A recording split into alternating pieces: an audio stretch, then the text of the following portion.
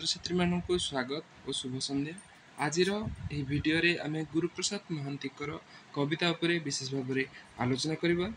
तो गुरुप्रसाद महांती कटक नागवाली ग्राम में जन्मग्रहण कर वृत्ति जड़े इंग्राजी अध्यापक हेले ओडिया साहित्य तथा ओडिया कविता प्रति गभीर ममता व अनुराग रोचे। प्रथमे 1955 मसीह नूतन कविता संकलन प्रकाश पाउछि। से भानुजी राव सहित मिसिकी रचना करते समुदाय 9टी कविता रही। परवर्ती समय 1970 मसीह समुद्र स्नान नामक कविता संकलन प्रकाश पाए एवं ता परवर्ती समय 1988 प्रकाश पाए आश्चर्य अभिसार नामक कविता संकलन।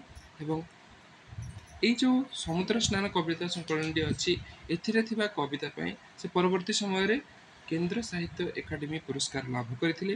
तो आज आम मुख्यतः से समुद्र स्नान मध्य कविता गुड़िक कौन कौन जो प्रमुख कविता गुड़िक रहा ता भीतर क्यों सब चेतना गुड़िक रही से प्रमुख कवितार जो पंक्ति गुड़िक बा पद गुड़िक आम पूर्व परीक्षा आसपर आम मुख्यतः आलोचना करवा।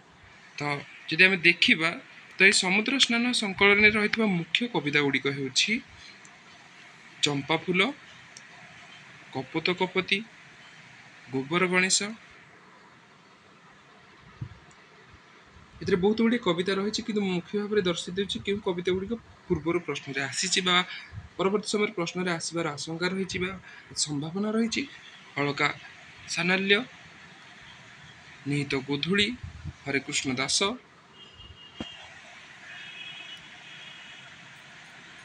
छुटीर खरा, कालपुरुष, अक्रूर उवास, ये सब जो कविता गुड़िक रहा गुड़िक हूँ समुद्र स्नान में प्रमुख कविता।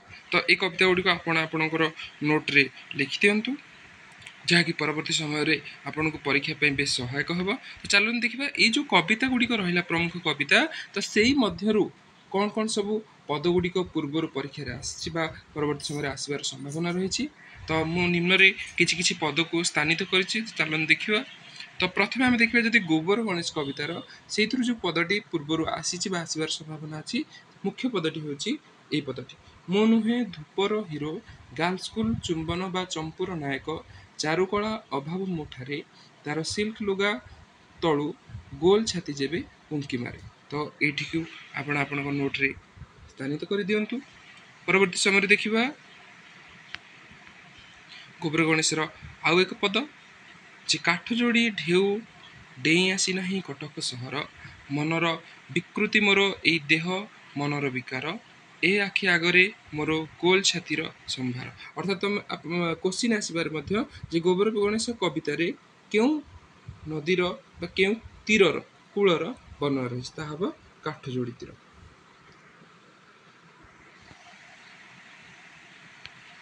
परवर्ती समय देखा अलका सानाल्य। तो अलका सानाल्य जो गुरुप्रसाद महांती कविता थिला यह बेस चर्चित थिला एवं ताहा मध्यरु गोटे प्रमुख पद रही यहीपरि ता भितर तुमे पुणी प्रेम कर गर्भवती हुआ सिनेमार हैंडबिल मु देखी तुमरी देहरे पवन तुमको जेबे आस्ते निये बाली साउंटी मु तुमको स्वप्न देखे मोर ढिला पाइजामा कामिजर अमरावती। तो यही पदटी नोट्रे स्थानित कर दिंतु।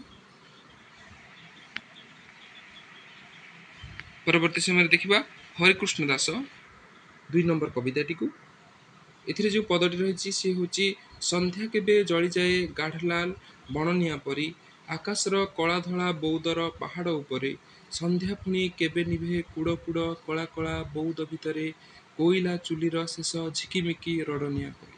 तो ये भाव में से द्वितीय विश्वयुद्ध परवर्ती आम समाजर जो दुष्कृति रही जो अंधकारमय परिवेश रही भर मनुष्यर असहायता जो था से पद मध्य व्यक्त कर। चलो तो परवर्ती समय देखा आउ को कविता रही पुनश्च हरिकृष्ण दास कवितार आउ एक पंक्ति पद्य रही जे भय आउ पाप मिशी ए समय अंतसत्वा जीवनर भग्नांश केवल तेणु ए सहरर विवर्ण देहरे शीत खदड़ और उल पोशाक भितर हठात आसी छिड़ा हुआ सामने अभिशप्त मनुष्यर पाप आ भयर प्रेतात्मा। तो ये कवितार पदटी रही। परवर्ती समय रही ଛୁଟିର ଖରା କବିତା ଏବଂ ସେଇ ପଦଟି ଯେଉଁଠିକି ପ୍ରମୁଖ ପଦ ସେ ହେଉଛି ଏଇଟା ଏକ ଚିତ୍ରକଳ୍ପଧର୍ମୀ ପଦ ବା ଚିତ୍ରକଳ୍ପଧର୍ମୀ କବିତା। ତ ସିଏ ରହିଛି ପାଛୁଡ଼ା ଧାନର ଚୋପା ଛାଇଯାଏ ଆକାଶ ଆକାଶ ହଳଦିଆ ସୋରିଷ କିଆରି ଅଶ୍ୱତଥ ଗଛର ଖରା ନିଛାଟିଆ ଖଜୁରୀ ଗଛର ପାଛୁଡ଼ା ଧାନର ଚୋପା ଆକାଶ ଏପାରି ସେପାରି। ତ ଏଇଠି ଏକ ଚିତ୍ରକଳ୍ପର ଉପସ୍ଥାପନ କରାଯାଇଛି ଯାହା ଭିତରେ ସେ ଆଧୁନିକ ମଣିଷର ଯେଉଁ ଦୁଃସ୍ଥିତି ଏବଂ ଯନ୍ତ୍ରଣା କଥାକୁ ମୁଖ୍ୟତଃ ପ୍ରକାଶ କରିଛନ୍ତି, ଯେଉଁ ନିଃସହାୟତା ରହିଲା ମଣିଷର ସେ କଥା ଉପରେ ଆଲୋଚନା କରିଛନ୍ତି। ତାପରେ ଆମେ ଦେଖିବା ପରବର୍ତ୍ତୀ କବିତାକୁ।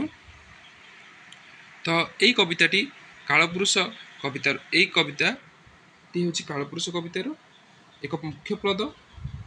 ତ ଏଥିରେ ସେ କ'ଣ କରିଛନ୍ତି ନା ପୁରାଣର ଚରିତ୍ର ଯାହାକୁ ଆମେ ମିଥ୍ ଭାବରେ ଜାଣିଛେ ସେ ଅକ୍ରୁର ଏବଂ ଉଦ୍ଧବକୁ ଏଠାକୁ ଉପସ୍ଥାପନ କରିଛନ୍ତି ଆଧୁନିକ ମଣିଷର ସେହି ସ୍ଥିତିକୁ ବର୍ଣ୍ଣନା କରିବା ପାଇଁ। ତ ପଦଟି ରହିଥିଲା ହେ ଅକ୍ରୁର ହେ ଉଦ୍ଧବ ସଖା ମୋର ପ୍ରାଣର ଦୋଷର ରୁହ ରୁହ ଛିଡ଼ା ରୁହ ପିଠିରେ ମୋ ତୁମ ପରି ବୋଝ ମୁଁ ଯିବି ତୁମରି ପରି ତାରା ଖୋଜି ଜହ୍ନ ଖୋଜି ଖୋଜି ଖୋଜି ଝରଣାର ସୁଅ ମୁଁ ଯିବି ତୁମରି ପରି ଖୋଜି ମୋର ପିତାମାତା ନିର୍ମୂଳି ଲଟାରେ ଖୋଜି ଅରୁନ୍ଧତୀ ତାରାର ଆଲୁ। ତ ଏଇଠି ତାଙ୍କର ଗୋଟେ ଆଶାବାଦୀ ଦୃଷ୍ଟିକୋଣ ପ୍ରକାଶ ପାଇଛି।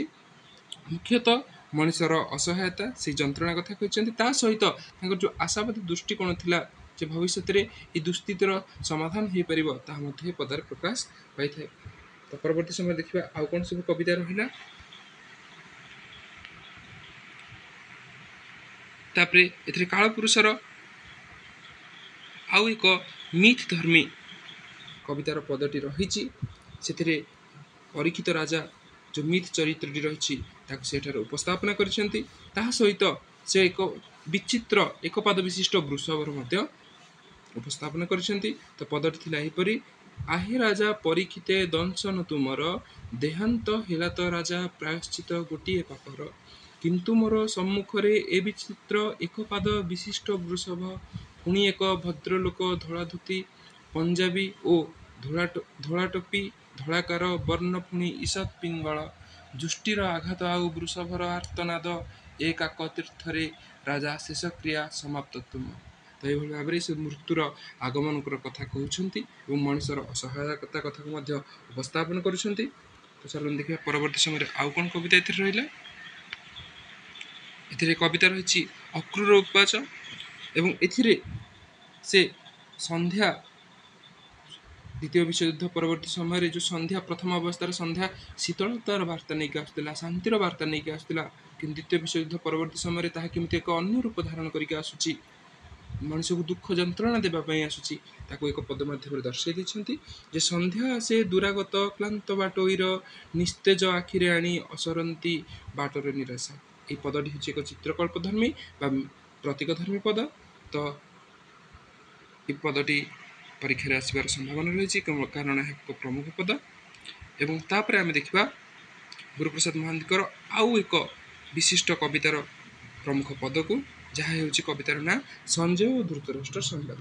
ଏହାକୁ ଆପଣମାନେ +2 ଶିକ୍ଷାବର୍ଷ ଦ୍ୱିତୀୟ ବର୍ଷର ଶିକ୍ଷା ରହିଲା ଓଡ଼ିଆ ଅପସନାଲର ବହିରେ ମଧ୍ୟ ଏ କବିତାଟିକୁ ଦେଖିପାରିବେ।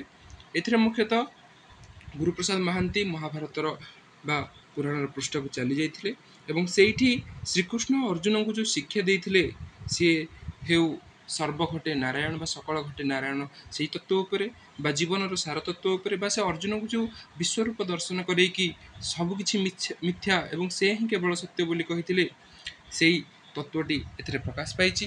ତ ପଦଟି ଥିଲା ଏଇଭଳିଆ ଏବଂ ଏହି ପଦଟି ମାଧ୍ୟମରେ ଶ୍ରୀକୃଷ୍ଣ ଅର୍ଜୁନଙ୍କୁ ଶିକ୍ଷା ଦେଇଥିଲେ ଯେ ସବୁରି ଭିତରେ ହିଁ ନାରାୟଣ ଅବସ୍ଥାନ କରିଛନ୍ତି ଏବଂ ନାରାୟଣଙ୍କ ବିନା ଏ ସଂସାରରେ ଯାହା ଅଛି ତାହା ହିଁ ହେଉଛି କେବଳ ମିଥ୍ୟା ଏବଂ ପ୍ରହାଳିକା।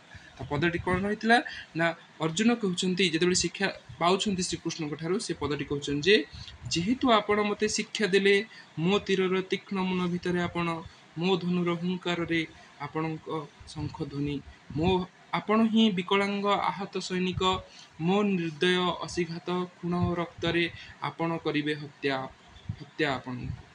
ତ ଏଇଭଳି ଭାବରେ ସେ କହିଛନ୍ତି ଯେ ସବୁ ଭିତରେ ହିଁ ଆପଣ ବିରାଜମାନ କରିଛନ୍ତି ଏବଂ ଯେତେବେଳେ ଯୁଦ୍ଧ ହେବ ତ ଜଣେ ଯେତେବେଳେ ଅନ୍ୟ ଜଣକୁ ହତ୍ୟା କରିବ ତ ସେତେବେଳେ ଜଣେ ଅନ୍ୟ ଜଣକୁ ହତ୍ୟା କରିବେନି, ତା ଭିତରେ ଆପଣ ଥିବା ଆପଣଙ୍କୁ ହିଁ ହତ୍ୟା କରିବେ, ଅର୍ଥାତ୍ ନାରାୟଣକୁ ହିଁ ହତ୍ୟା କରିବେ। ତ ଏଇ କଥା ଏଥିରେ ଉପସ୍ଥାପନ କରାଯାଇଛି। ଏଇଠି ହେଉଛି ଏକ ମିଥ୍ ଧର୍ମୀ କବିତା। ତ ଏଇଭଳି ଭାବେ ସମୁଦ୍ର ସ୍ନାନ ସଂକଳନରେ ଥିବା प्रमुख कविता और ता भितर रही प्रमुख पदगुड़ी एठार आम उपस्थापन करचु। जे देखा समुद्र स्नान संकलन समस्त कविता गुड़िक मुख्यतः चित्रकल्पधर्मी, प्रतीकधर्मी और मिथधर्मी। कवितार जदि आम देखा भावचेतना बा आदर्श को, तो ये कविता गुड़िक मुख्यतः जो स्वाधीनता परवर्ती समय जो मनीषर बा मनीष समाज जो दुस्थिति, मनीषर जो जंत्रणा, दुख, असहायता ए दिग उपर प्रमुख भाव में गुरुप्रसाद महांती दृष्टिपात करते मुख्यतः कवितार उपस्थापन करते। तो मु आशा करुच्ची एथिरे जो सब कविता उपर मैं आलोचना करिछि अल्प भाव में ताहा परवर्ती समय आपनकर विभिन्न परीक्षा पाई सहायक होगा। धन्यवाद। यही भाव में नूतन वीडियो पाइबा आम चैनल को सब्सक्राइब करंतु एवं आम सहित जोड़ी होकर रही था।